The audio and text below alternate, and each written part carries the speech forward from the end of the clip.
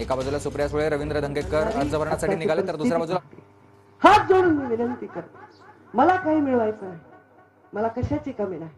प्रधानमंत्री नरेंद्र मोदी तिसऱ्यांदा प्रधानमंत्री होणार आहेत आणि ही संधी मला घ्यायची आहे. ती मला कुठल्या खुर्चीवर बसवण्यासाठी नाही, तुम्हाला देण्यासाठी.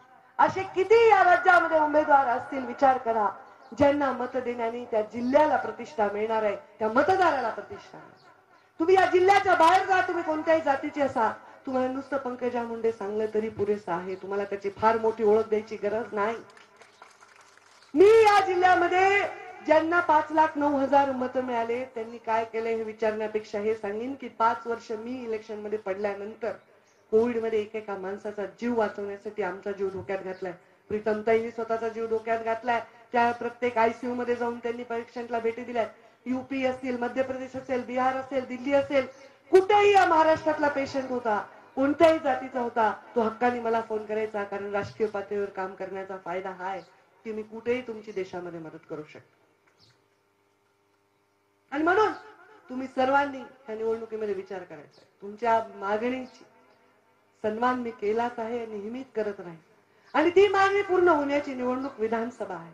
कारण विधानसभेच्या पटलावर जे मुख्यमंत्री आहेत आणि उपमुख्यमंत्री आहेत आणि जे मंत्रिमंडळ आहे आणि ते विधानसभेमध्ये बसणारे जे तिथे अध्यादेश काढतात, अध्यादेशावर बोलतात, ते सर्व विधानसभेच्या पटलावर बसून निर्णय घेतात. हे संसदेचं पटल आहे, हा विषय संसदेचा नाही. इथे तुमच्या आपल्या जिल्ह्याला उद्योग आणायचा आहे, 10,000 युवकांना नोकरी द्यायची आहे. या जिल्ह्यामध्ये अद्यावत असं एखादं मोठं हॉस्पिटल व्हावं ज्याच्यामध्ये कॅन्सरच्या पेशंटचा, या जिल्ह्यातल्या पेशंटचा मोफत इलाज व्हावा, हे काम त्या माध्यमातून होणार आहे. या जिल्ह्यामध्ये एखादं मोठं मेडिकल कॉलेज व्हावं, आपल्या जिल्ह्यातले गरीब मुलं हे डॉक्टर व्हावे, त्यांच्यासाठी काहीतरी व्हावं, याच्यासाठी ही निवडणूक आहे. या जिल्ह्यामधला दुष्काळ कायमचा जाऊन या जिल्ह्याची तहान भागवावी, त्याच्यासाठी निवडणूक आहे. मी आतापर्यंत 5 वर्ष मलाही मिळाले ना. हे 5 वर्ष मिळाले तेव्हा मी काय केलं?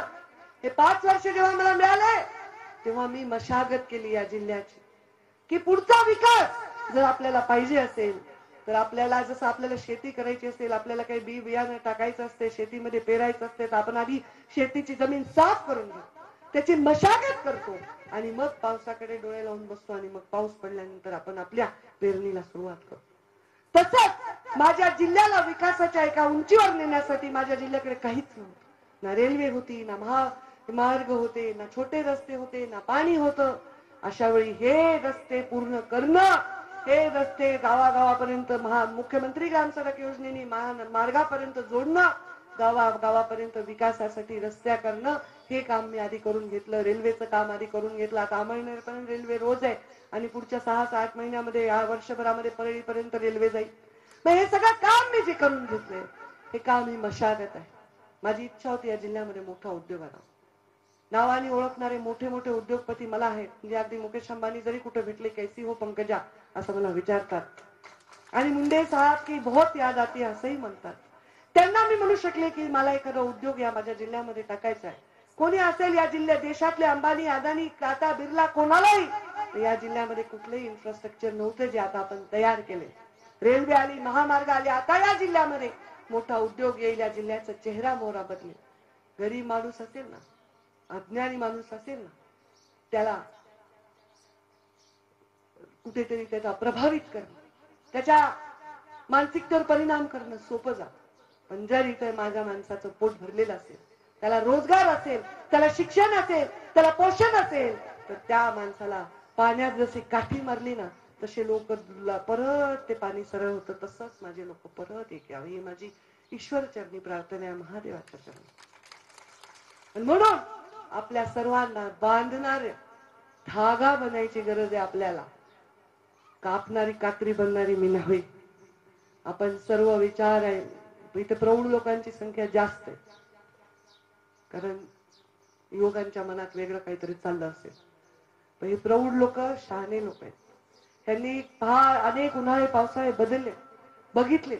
त्यांना माहिती आहे की हे निवडणूक कशाची आहे. ही निवडणूक आपल्या जिल्ह्याच्या उज्ज्वल भविष्याची आहे. आपण सर्व या उज्ज्वल भविष्यासाठी योगदान द्या. मी पुढच्या 5 वर्षांनी तुम्ही म्हणताल त्याला खासदार करू, पण ही संधी जिल्ह्याला परत येणार नाही. ही जिल्ह्याला संधी परत येणार नाही. या